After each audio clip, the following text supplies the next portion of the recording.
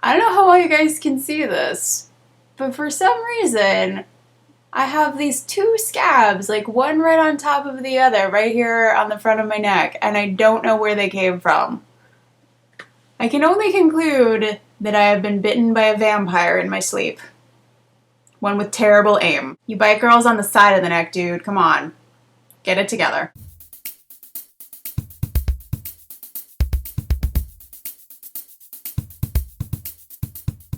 Today we're going to be talking about Anna and the French Kiss by Stephanie Perkins.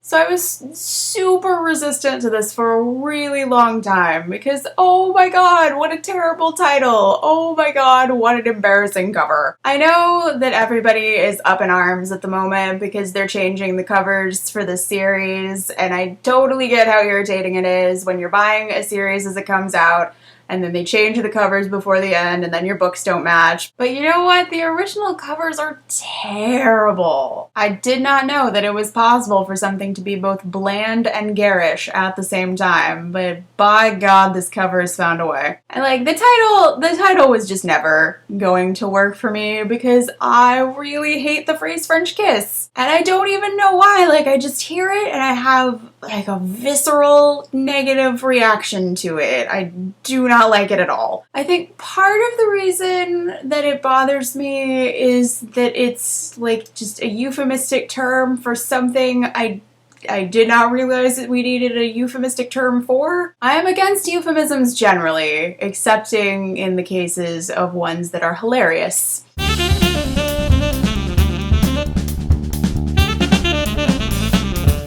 But yeah, anyway, basically the entire internet was like, no, this book is totally awesome. Even with the title and the cover, you have to ignore that. It's great. And the internet was right. This is totally great. So the story is, Anna is a 17-year-old girl living in Atlanta, and she's about to start her senior year of high school, when suddenly her dad decides to send her to boarding school in Paris. She is distraught. And normally in YA novels, when the protagonists are like, oh god, my parents are sending me to this amazing foreign country. Everything is terrible. I just roll my eyes so hard. But the thing is, Anna's dad is like this nouveau riche hack novelist. And so Anna is fully aware that her dad is only sending her to the school in order to impress people. Like, he wants to send his daughter to boarding school in Paris so that everyone knows that he has enough money to send his daughter to boarding school in Paris. So, like, her annoyance at this turn of events is pretty understandable. Side note, Anna's dad is clearly meant to be Nicholas Sparks, and it's amazing. And to Anna's credit, as soon as she gets there, she's immediately like, okay, I'm here, this is happening, I'm going to try to make the best of it, I'm going to try to make friends, I'm going to try to have fun. And she does make friends, including our love interest, St. Clair, who is a cute boy with an English accent, so naturally Anna is warm for his form. And so the plot of this book is basically Anna and St. Clair bumbling around, trying to figure out how to get out of their own way and date each other. And that's kind of what I love about this. There's not really an external force that's keeping them apart. Like, it's just them not really knowing what they're doing. And that makes sense because that's what you do when you're a teenager, not just in your relationships, but in everything. Your teenage years are a time when you just stumble around and try to figure out how to be a person, basically. I don't know about anybody else, but I spent pretty much all of my teen years just going, oh my god, how does anything work?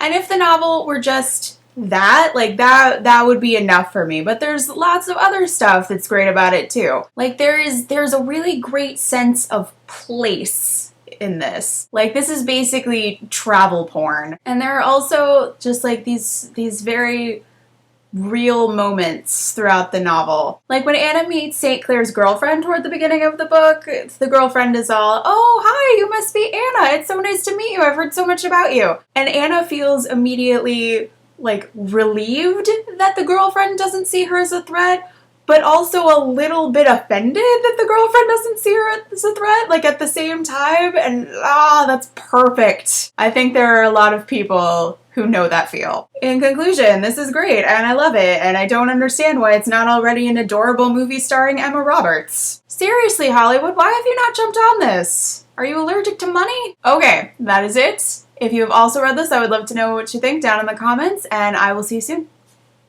Bye. Hey, quick, mostly unrelated announcement before we get to the end screen. The Austen Adventures are back. You should click right here if you like Jane Austen or don't know if you like Jane Austen yet but would like to find out. Find out how you can read the works of Jane Austen along with a bunch of booktubers that you probably really like. Okay, that's it. Time for the end screen now. Have a good day.